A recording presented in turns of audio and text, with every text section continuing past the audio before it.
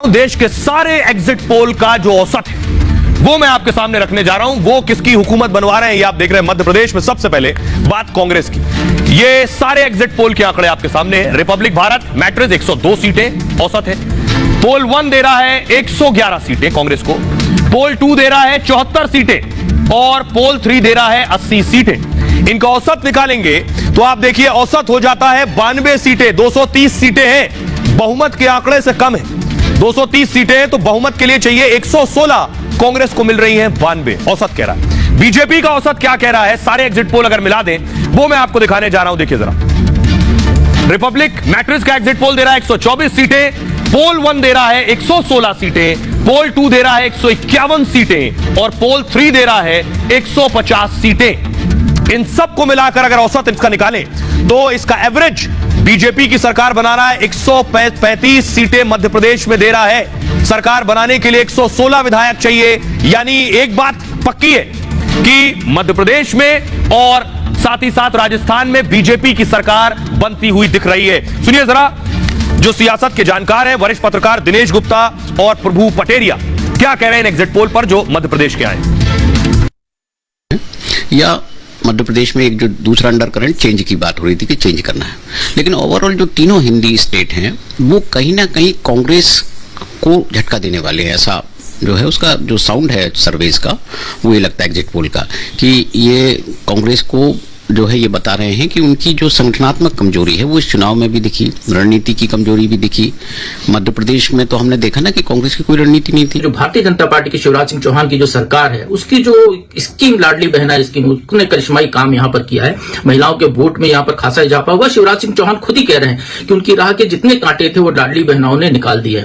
कांग्रेस की तरफ से बात करें तो कांग्रेस जो वचन पत्र जारी किया था, जो वचन दिए थे, जो लोगों को लुभावनी स्कीम्स दी थी, वैसी स्कीम भारतीय जनता पार्टी ने भी दी। सस्ता गैस सिलेंडर का वादा कांग्रेस का था, भारतीय जनता पार्टी ने पहले ही देना शुरू कर दिया।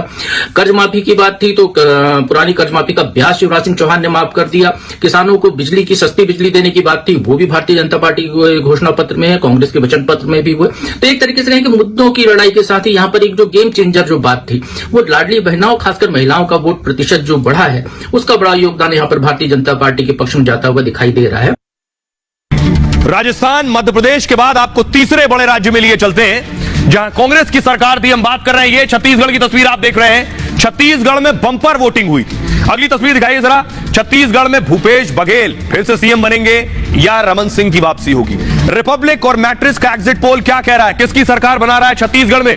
बीजेपी के लिए खुशखबरी है या फिर दोबारा भूपेश बघेल आ रहे हैं? ये आपके सामने छत्तीसगढ़ के आंकड़े आ गए हैं। छत्तीसगढ़ में कांग्रेस को 44 से 52 सीटें मिल रही हैं। 90 सीटें हैं विधानसभा में। सरकार बनाने के लिए 46 चाहिए। कांग्रेस को लगभग बहुमत मिलता हुआ नजर आ रहा है। बीजेपी 34 से 42 पर है छत्तीसगढ़ में और अन्य को 0 से 10। अब आपको बताऊं 2018 के मुकाबले कितना फर्क है इस मैट्रिक्स में। 2018 के जो नतीजे आए ये वो आपके सामने आ गए। 2018 छत्तीसगढ़ विधानसभा आप देख रहे हैं। 2018 में कांग्रेस को मिली 68 सीटें, बीजेपी को मिली 15 सीटें। मैट्रिक्स के पोल में कितना फर्क है वो देखिए जरा। नेक्स्ट प्ले कीजिए। ये आप देख रहे हैं रिपब्लिक मैट्रिक्स 44 से 52 सीटें, यानी 68 से कांग्रेस की सीटें कम हो रही हैं, 44 से 52 के बीच में होंगी। और उधर बीजेपी की तरफ देखिए 15 से 34 से 42 तक आ गई है, यानी बीजेपी की सीटें बढ़ रही हैं। और फाइट टफ है, ये आसान फाइट नहीं है। आइए अब आपको सुनवाता हूं, सुनिए जरा क्या कुछ कह रहे हैं मुख्यमंत्री भूपेश बघेल साहब और बीजेपी की तरफ से मुख्यमंत्री होने वाले रमन सिंह जो पूर्व मुख्यमंत्री भी हैं। दोनों को सुनिए। 7 एग्जिट पोल में किसी का आंकड़े एक आध समानता है, लेकिन 2 दिन बाद वो सभी पोल जो है एक समान होंगे। तो एग्जिट पोल चलने दीजिए, लेकिन सरकार हमारी बनेगी भारी बहुमत से। पूरी बहुमत है, अपनी मेहनत पे हमको विश्वास है और जनता पे भरोसा है। जो गैप दिखाया जा रहा है वो चाहे सरगुजा का हो चाहे बस्तर का हो, उन सीटों को यदि एनालिसिस किया जाए तो उससे बड़ा स्पष्ट होता है कि भारतीय जनता पार्टी और ज़्यादा सीटों में जीतेगी और कहीं न कहीं 52 से 55 सीटों पर भारतीय जनता पार्टी बढ़त लेकर स्पष्ट बहुमत से छत्तीसगढ़ में सरकार बनाने जा रही है। 75 पार वाले 40 तक भी पहुंच गए। 2-3 सर्वे में जो रिपोर्ट आ रहा था 40 से 50 दिखाने का प्रयास हुआ, यानी 40 तक तो सर्वे की रिपोर्ट में कांग्रेस को आते हुए दिखाया जा रहा है, 42 तक आते हुए दिखाया जा रहा है। और कहा 75 पार करने वाले 40 में आके रुके हुए हैं। ये एग्जिट पोल का नतीजा है। और और आइए छत्तीसगढ़ आपको लिए चलता हूं कि जितने एग्जिट पोल निकलकर सामने आए उसमें छत्तीसगढ़ को सारे एग्जिट पोल क्या नंबर दे रहे हैं, किसकी सरकार बनवा रहे हैं। सबसे पहले रिपब्लिक मैट्रिक्स देखिए। रिपब्लिक मैट्रिक्स कांग्रेस को 44 से 52 के बीच में सीटें दे रहा है और बीजेपी को 34 से 42। यहां कांग्रेस की सरकार बनती नजर आ रही। पोल 1 देखिए जरा, अगला पोल है पोल 1, 40 से 50 दे रहा है भूपेश बघेल यानी कांग्रेस को सरकार बना रहा है। बीजेपी को 36 से 46 सीटें दे रहा है। इसके अलावा देखिए पोल 2, पोल 2 आपके सामने आ गया। पोल 2 कांग्रेस को 40 से 50 सीट दे रहा है और बीजेपी को 35 से 45 सीट दे रहा है। पोल 3 आपके सामने रखता हूं। पोल 3 कांग्रेस को 49 सीटें दे रहा है। यानी एक चीज देखिए कि सारे पोल यहां कांग्रेस की सरकार बना रहे। बीजेपी को 38 सीटें दे रहा है पोल 3। पोल 4 देखिए जरा। पोल 4 जो है यानी जो रिपब्लिक का पोल है वो भी आपको सीटें दे रहा है, कांग्रेस को ज्यादा सीटें यानी कांग्रेस की सरकार बनवा रहा है। सुनिए क्या कुछ कह रहे हैं टीएस सिंहदेव और संतोष पांडे। जब आप गवर्नमेंट में रहते हैं तो कई ऐसी बातें होती हैं कि आप उम्मीदों पे पूरा खरे नहीं उतर पाते। गवर्नेंस में आप जब रहेंगे तो आपने इतना काम किया लेकिन जो काम नहीं हुआ जो ज्यादा सामने दिखता है। तो ये एक परिस्थिति हमेशा किसी भी गवर्नमेंट के सामने बनती है। और अभी भी मेरा मानना है, जैसे मैंने पहले कहा, कि काम जो कांग्रेस ने किया है वो आपको 2/3 के आसपास कांग्रेस को दिखाएगा, ले जाएगा। ये दिख रहा है। जब वास्तविकता 3 तारीख को जब ईवीएम खुलेगी तो उसमें भारतीय जनता पार्टी का ही कमल खिलेगा और एब्सोल्यूट मेजॉरिटी भाजपा की होगी। विजयश्री की ओर भाजपा ही बढ़ रही है, इसमें कहीं संदेह की आवश्यकता नहीं रहेगी। छत्तीसगढ़ में मैं जमीन तक गया हूं। मैं तो बस्तर के सुदूर अंचलों में वहां शक्ति केंद्रों में बूथों तक गया हूं जहां सब प्रकार के रिस्क होते थे, वहां तक गया हूं। और वहां इस समय सरकार के विरोध में माहौल है। और जिस प्रकार से वहां डीएमएफ में और उनके स्वयं मोहन मरकाम जो पूर्व अध्यक्ष थे उन्होंने आरोप लगाए, विधानसभा में प्रश्न किया। अनेक मुद्दे हैं जो छत्तीसगढ़ सरकार को, भूपेश सरकार बदली जा रही है और नई सरकार के रूप में भारतीय जनता पार्टी आएगी। आइए अब आपको दिखाने जा रहा हूं मैं कि छत्तीसगढ़ का सट्टा बाजार, सट्टा मार्केट क्या कह रहा है। पोल जो है ज्यादातर एग्जिट पोल वो भूपेश बघेल की सरकार बना रहे हैं। सट्टा बाजार के मार्केट में क्या स्थिति कुछ और है, क्या कह रहा है ये देखिए जरा। बाजार का भाव क्या है और बाजार का रुख क्या है। बाजार का भाव भी कांग्रेस की तरफ है, देखिए जरा। छत्तीसगढ़ में 50 से 52 सीटें सट्टा बाजार कांग्रेस को दे रहा है, 38 से 40 सीटें बीजेपी को दे रहा है और 2 से 4 अन्य के खाते में है। यानी चारों तरफ से छत्तीसगढ़ में कांग्रेस की ही मोहर लगती नजर आ रही है। आइए सुनिए जरा क्या कुछ कह रहे हैं सियासतदान। मुझे लगता है कि ये जो 5 राज्यों का चुनाव हो रहा है उसमें 3 राज्यों में बीजेपी की सरकार आएगी, एनडीए की सरकार आएगी, ऐसा में पूरा विश्वास है। उसमें राजस्थान नंबर 1 पर है, 2 नंबर पर मध्य प्रदेश भी है, 3 नंबर पर छत्तीसगढ़ भी है। तो 3 राज्यों में हमें अपेक्षा है। देखते हैं जो जनता का कौर होगा वो हमको स्वीकार होगा। आइए अब आपको बताने जा रहा हूं कि आखिर छत्तीसगढ़ के सारे एग्जिट पोल अगर मिला दें, उनको मिलाने के बाद छत्तीसगढ़ में किसकी सरकार बन रही है। अमूमन जितने एग्जिट पोल आए वो सरकार बनाते अब तक नजर आए कांग्रेस की। रिपब्लिक भारत मैट्रिक्स 48 सीटें दे रहा है कांग्रेस को। पोल 1 45 सीटें दे रहा है, पोल 2 45 सीटें दे रहा है और पोल 3 दे रहा है 49 सीटें। और एवरेज औसत जो है वो 47 सीट का है। 90 सीटें हैं, 46 चाहिए सरकार बनाने के लिए। औसत 47 सीट से सरकार बना रहा है। बीजेपी को देखिए जरा, ये बीजेपी का सारे पोल हैं। 38 सीटें रिपब्लिक मैट्रिक्स एवरेज दे रहा है। पोल 1 में 41 सीटें, पोल 2 में 40 सीटें और पोल 3 में 38 सीटें। यहां औसत आप देखेंगे तो औसत आकर हो रहा है 39 सीटें, जो बहुमत के आंकड़े से 46 के आंकड़े से कम है। आइए अब आपको सुनवाते हैं जो छत्तीसगढ़ की सियासत को नजदीक से समझते हैं। प्रभु पटेरिया साहब और दिनेश गुप्ता जी वो बता रहे हैं इन एग्जिट पोल्स के मायने क्या है। भारतीय जनता पार्टी ने जो उम्मीद नहीं थी लोगों को चुनाव से पहले, वो एक बदलाव यहां पर दिखाई दिया है। भारतीय जनता पार्टी ने बहुत अच्छा छत्तीसगढ़ में चुनाव लड़ा। अमित शाह ने पूरे चुनाव की कमान वहां पर संभाल रखी थी।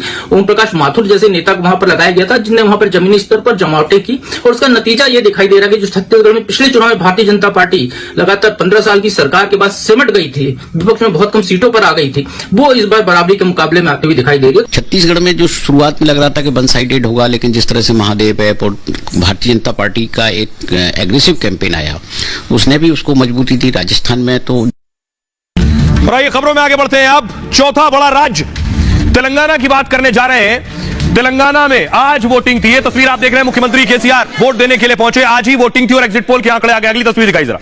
ये आप देख रहे हैं, साउथ के एक्टर्स भी वोट देने के लिए पहुंचे, बढ़ चढ़कर हिस्सा लिया। अगली तस्वीर दिखाई जरा। यह अब किसकी बनेगी सरकार, बीजेपी कांग्रेस या फिर बीआरएस? तो सबसे पहले आपको बताऊं, रिपब्लिक और मैट्रिक्स का एग्जिट पोल तेलंगाना में किसकी सरकार बनवाने वाला है। एग्जिट पोल क्या कह रहा है ये आपके सामने आ गए आंकड़े। कुल 119 सीटें हैं तेलंगाना में।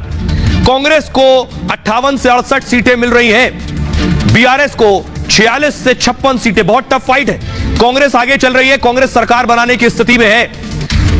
पिछड़ गए केसीआर, बीजेपी को 4 से 9 सीटें, असदुद्दीन ओवैसी की पार्टी को 5 से 7 सीटें। लेकिन इससे पहले 2018 का जो चुनाव हुआ, उस चुनाव के हिसाब से आपको बताऊं कि आखिर किसको कितनी सीटें मिल रही। 2018 में कुल 119 सीटों पर चुनाव हुए, बहुमत के लिए 60 सीटें चाहिए थी। बीआरएस को मिली 88 सीटें, सरकार बनाई। कांग्रेस को 19 सीटें, बीजेपी को 1 सीट और असदुद्दीन ओवैसी की पार्टी को 7 सीट। मैट्रिक्स का सर्वे क्या कह रहा है उसे प्ले कीजिए प्लीज। और ये जो सीटें हैं ये बता रही हैं कि इस बार, अभी जो मैट्रिक्स का सर्वे वो ये बता रहा है कि इस बार बीआरएस नहीं आने वाली है, यानी केसीआर मुख्यमंत्री नहीं बनेंगे, कांग्रेस की सरकार बन सकती है। अब आपको सुनाते हैं, सुनिए क्या कुछ कह रहे हैं कांग्रेस के नेता मानिक राव, उन्हें सुनिए। और जनता ये चाहती है कि कांग्रेस पार्टी यहाँ पे गवर्नमेंट में आए, क्योंकि जो भी वायदे पहली गवर्नमेंट ने किए थे वो विफल रही है पूरी तरह। तो ऐसी परिस्थिति में आज हम 70+ होंगे, इतना मैं बताता हूँ। जो भी सर्वे कुछ कम ज़्यादा उसमें आ रहे हैं, लेकिन सभी ये बता रहे हैं कि कांग्रेस पार्टी 60 के आगे जाएगी, मेजॉरिटी आएंगी। पूरे स्टेट के तेलंगाना की जनता का भरोसा कांग्रेस के ऊपर है। तो हम 100% आपको कहते हैं कि 70+ कांग्रेस यहाँ पे एमएलए चुन के आएंगे। आइए अब आपको बताऊं, पूरे देश का जो सभी एजेंसियों का पोल है वो तेलंगाना में किसकी सरकार बना रहा है। वैसे रिपब्लिक और मैट्रिक्स जो है उसने कांग्रेस को एज पर रखा हुआ है आगे की तरफ। ये आपके सामने आ गया। तेलंगाना में आप देखिए, बीआरएस 46 से 56 सीटें, कांग्रेस 58 से 68 सीट, बीजेपी 4 से 9 और एमआईएम 5 से 7 सीट, यानी यहां कांग्रेस की सरकार बन रही है। अगला पोल, पोल 1 मैं आपको बताने जा रहा हूं। पोल 1 चारों तरफ टफ फाइट है। पोल 1 बीआरएस 48 से 58, कांग्रेस 49 से 59, बीजेपी 5 से 10, एमआईएम 6 से 8, यानी यहां टफ फाइट है। कांग्रेस थोड़ी आगे है पोल 1 में। पोल 2 देखिए जरा। पोल 2 में BRS 52 seat, Congress 54 seat, BJP 7, MIM 6, यहां भी कांग्रेस आगे। पोल 3 देखिए। पोल 3 बीआरएस 31 से 47, कांग्रेस 63 से 79, बीजेपी 2 से 4 और एमआईएम 5 से 7। ये पोल 3 कांग्रेस की क्लियर सरकार बनवा रहा है। सुनिए क्या कुछ कह रहे हैं जी केटी रामाराव, जो कि केसीआर के सुपुत्र हैं, मंत्री हैं, उन्हें सुनिए। Telangana we're winning December 3rd you wait and watch. ఇప్పుడు ఒక్కొక్కరి థియరీలో ఒక్కొక్కటి, but what I'm saying is ఈ రకంగా ఎలక్షన్ కమిషన్ కూడా అలౌ చేయడం కరెక్ట్ కాదు. And I called the CEO, I told him ఇది మీరు తప్పు చేస్తున్నారు, ఎందుకంటే ఆల్రెడీ ఓటర్స్ అక్కడ లైన్ లో ఉన్నారు, మీరు ఈ టైంలో ఎట్లా చేస్తారు అంటే ఈ సేయింగ్ లేదు election commission of India guide lines అట్లా ఉన్నాయి. So maybe we should write to election commission of India and change it at least in the future. मैंने आपको राजस्थान, मध्य प्रदेश और छत्तीसगढ़ का सट्टा बाजार बता दिया, लेकिन देखिए तेलंगाना में सट्टा बाजार क्या कह रहा है, किसकी सरकार बना रहा है तेलंगाना में। तेलंगाना का रेट क्या है, जो सट्टा मार्केट के हिसाब से क्या भाव चल रहा है, ये आपके सामने है। कांग्रेस को 64 से 71 कह रहा है सट्टा बाजार, यानी तेलंगाना में कांग्रेस की सरकार आ रही है। बीजेपी 3 से 5, बीआरएस 39 से 43 और एमआईएम 2 से 5। सुनिए क्या कुछ कह रहे हैं बीजेपी के नेता जी किशन रेड्डी साहब। जो प्रत्याशी थे उनके पक्ष में प्रचार करने के लिए समय दे के आए हैं और उन्होंने से अच्छे वातावरण भारतीय जनता पार्टी को बनाए। प्रधानमंत्री जी खासकर जिधर जिधर गए उसका वातावरण चेंज हो गया। जिधर जिधर प्रधानमंत्री गए उधर अच्छे वातावरण भारतीय जनता पार्टी कैंडिडेट्स का एक उत्साह मिला है। जरूर हम इस इलेक्शन में एक सफल रिजल्ट्स भारतीय जनता पार्टी को मिलेगा। वही अभी इन्फॉर्मेशन लोकल इन्फॉर्मेशन पार्टी के द्वारा आना है।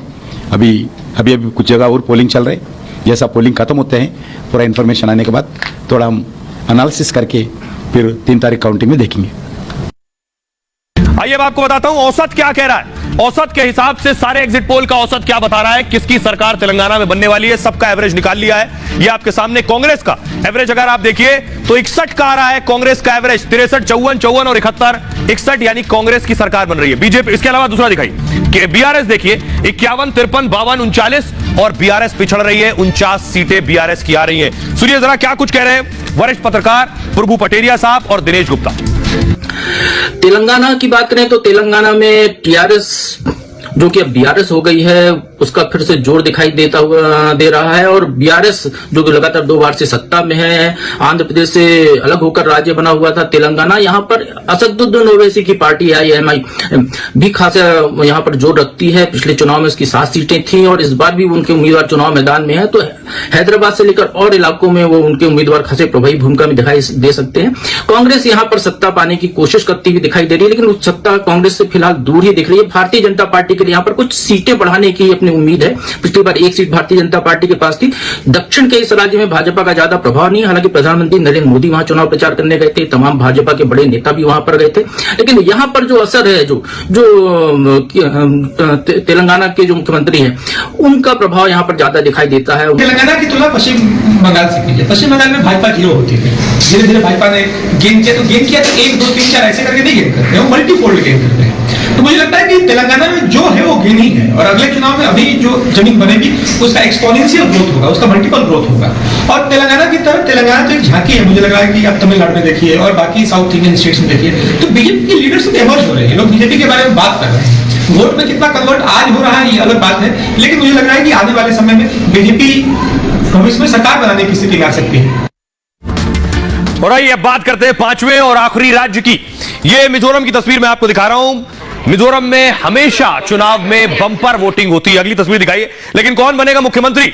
ये है मुख्यमंत्री जोरमथंगा, जो मिजोरम के सीएम है, या फिर ललथनहावला। मिजोरम को लेकर क्या कुछ कहता है रिपब्लिक और मैट्रिक्स का एग्जिट पोल, ये आपके सामने आ गया है। एमएनएफ, आपको बताऊं, एमएनएफ की बीजेपी के साथ गठबंधन में सरकार है। अभी 17 से 22 सीटें एमएनएफ को मिल रही हैं। जेडपीएम को 7 से 12 सीटें, कांग्रेस को 7 से 10 और बीजेपी को 101 से 2, यानी 40 में से अगर यह स्थिति रही तो फिर से बीजेपी और एमएनएफ की सरकार बनती नजर आ रही है, अगर यह अलायंस हो जाता है आगे। आइए अब मैं आपको बताऊं 2018 के नतीजे क्या थे। इससे पहले जो विधानसभा चुनाव हुआ है उसके नतीजे, जो ग्राफिक्स प्ले कीजिए, ये परसेंटेज आप देखिए। एमएनएफ 32.6% वोट, एमएनएफ को, जेडपीएम को 14.6, कांग्रेस को 31.2 और बीजेपी को 9.2% वोट मिलने की उम्मीद है। अब आपको बताता हूं 2018 के नतीजे देखिए जरा। 2018 में जो वोटिंग हुई मिजोरम में, इसी तरह की बंपर वोटिंग होती है नॉर्थ ईस्ट के इस राज्य में। एमएनएफ को 26 सीटें मिली थी, यानी अकेले सरकार बनाने की स्थिति में थी। बीजेपी ने समर्थन दिया। जेडपीएम को 8 सीटें, कांग्रेस को 5 सीट मिली थी। यह था 2018 का नतीजा। आइए अब आपको सुनवाते हैं, सुनिए जरा क्या कुछ कह रहे हैं। इस जो एग्जिट पोल के आंकड़े आ रहे हैं उस पर राजीव रंजन, अजय आलोक और तारिक अनवर। एग्जिट पोल और एग्जैक्ट पोल में तो कई बार फर्क होता है। नतीजे पूरी तरह से कांग्रेस के पक्ष में होंगे और वो 2/3 बहुमत के करीब भी पहुंच सकते हैं। 5 राज्यों में निश्चित तौर पे 4 राज्यों में एनडीए की सरकार बनेगी, जिसमें भारतीय जनता पार्टी की सरकार, अकेले भारतीय जनता पार्टी की सरकार मध्य प्रदेश, राजस्थान और छत्तीसगढ़ में बनेगी। बीजेपी बहुत पीछे है, पुअर थर्ड कर सकते हैं उसको। जो लोगों के अंदर कांग्रेस के प्रति जो उत्साह दिखाई पड़ा, उससे यह अंदाजा किया जा सकता है कि इस बार वहां परिवर्तन आएगा और कांग्रेस सरकार बनाएगी। तो आइए अब आपको बताता हूं, आपके सामने आ गए सारे पोल जो मिजोरम को लेकर हुए हैं। सबसे पहले मैं आपको दिखा रहा हूं रिपब्लिक मैट्रिक्स का पोल। एमएनएफ को 17 से 22 सीटें दे रहा है, कांग्रेस को 7 से 10, बीजेपी को 1 से 2 और जेडपीएम को 7 से 12 सीटें।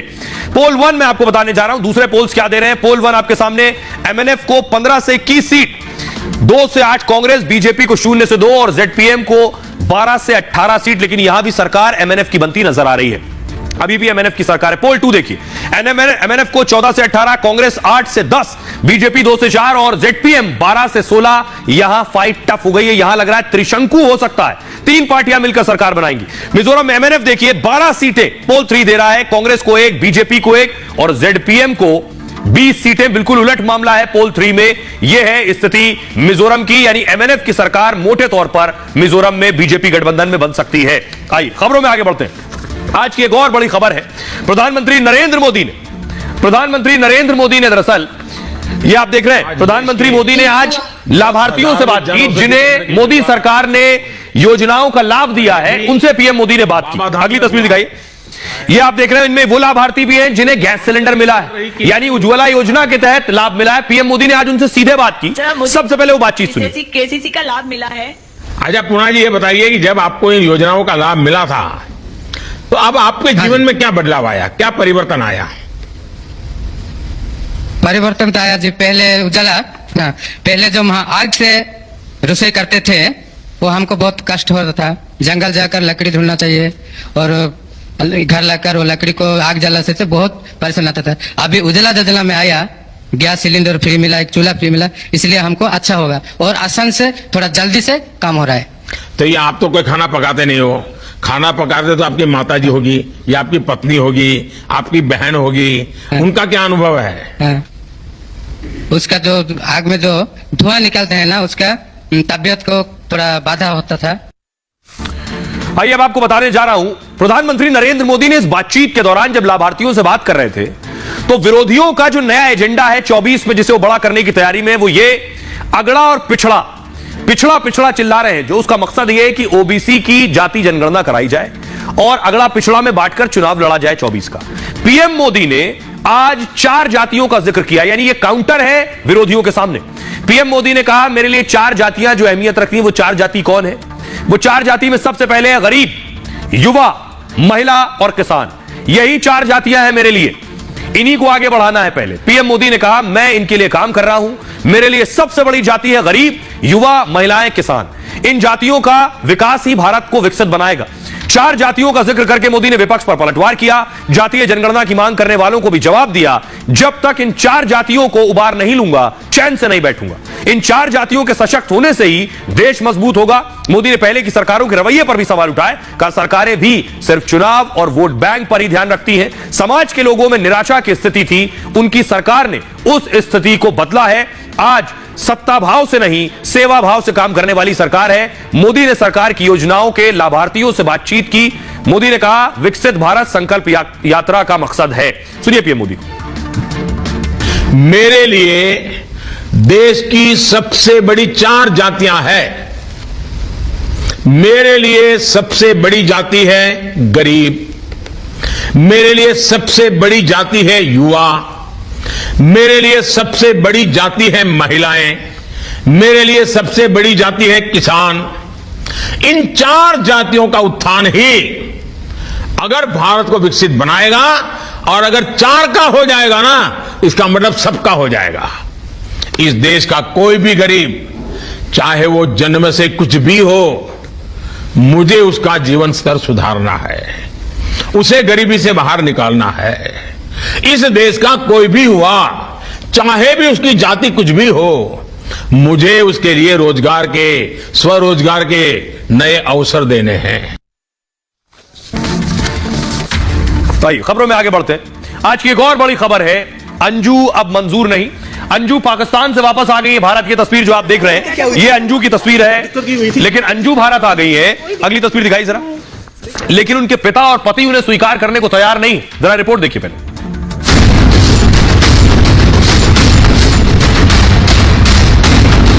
पति और बच्चों को छोड़कर जो अंजू 4 महीने पहले पाकिस्तान गई थी, वो वापस भारत लौट आई है। लेकिन हिंदुस्तान में अंजू स्वागत नहीं, सवालों के घेरे में है। मैं अपने बच्चों के लिए आई हूँ और आई हूँ जैसे मैं अपनी मर्जी से गई थी, और वैसे भी मैंने शुरू से बोला था कि मैं वापस भी आऊंगी। पुलिस और जांच एजेंसियां अंजू पर कड़ी नजर रख रही हैं, पूछताछ कर रही हैं और पता लगा रही हैं कि अंजू भारत क्यों लौटी। क्या उसके भारत आने के पीछे कोई खास प्लान है? जिस परिवार को छोड़कर अंजू पाकिस्तान गई थी, वो अब अंजू को अपनाने से इनकार कर रहा है। पूर्व पति उसे नकार रहा है और पिता ने घर न आने की धमकी तक दे दी है। अब अंजू क्या करेगी? क्या वो खाली हाथ पाकिस्तान लौट जाएगी या फिर पाकिस्तान से उसका शौहर मदद के लिए भारत आएगा? अपने बच्चों के लिए आई हूँ और आई हूँ जैसे गई थी वैसे वापस आई हूँ, जैसे और आम लोग जाते हैं आते हैं, बहुत लोग आते जाते हैं, तो इस तरीके से मैं भी आई हूँ। पाकिस्तान से आपको भेजा गया या आप खुद अपनी मर्जी से? नहीं, मुझे ऐसा कुछ भी नहीं है। जैसे मैं अपनी मर्जी से गई थी और वैसे भी मैंने शुरू से बोला था कि मैं वापस भी आऊंगी, कोई भाग के तो गई नहीं थी ना। अपने बच्चों से भी मुलाकात करेंगे, अपने जो हस्बैंड उनसे भी मिलेंगे? हाँ, बच्चों से मिलूंगी और हस्बैंड का तो मैं अभी कुछ कह नहीं सकती, उनसे क्यों मिलना है, उनसे तो पहले से ही वो था। ठीक है, बाकी यही है। फादर भी हैं आपके एमपी में, फादर से मुलाकात करेंगे आप? नहीं, अभी फादर से मुलाकात नहीं करूंगी, क्योंकि आपको पता है माँ बाप होते हैं, बच्चा कुछ भी करता है तो